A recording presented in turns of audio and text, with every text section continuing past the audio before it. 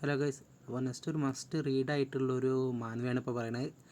ഇത് ബേസ്ഡായിട്ട് ബാക്കിയുള്ള വെച്ച് കമ്പയർ ചെയ്യുമ്പോൾ മുറിയും വേൾഡും കാര്യങ്ങളൊക്കെ ആയിരിക്കും. അപ്പോൾ കൾട്ടിവേഷനും കാര്യങ്ങളൊക്കെയാണ് ഇതിൽ മെയിനായിട്ട് ബേസ്ഡായിട്ട് വരുന്നത്.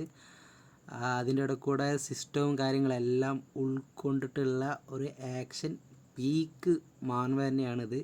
അപ്പോൾ ഇതിൻ്റെ പേര് നാനോ മെഷീൻ എന്നാണ്. അപ്പോൾ പല ആൾക്കാരും ഈ മുറി വേൾഡും കാര്യങ്ങളൊക്കെ ഞാൻ വായിച്ചത് വെച്ചോക്കണം, ഏകദേശം എല്ലാം സ്റ്റോറിയും കാര്യങ്ങളൊക്കെ ഒരു സെയിം ടൈപ്പ് പോണ സ്റ്റോറിയും കാര്യങ്ങളൊക്കെ ആയിരിക്കും.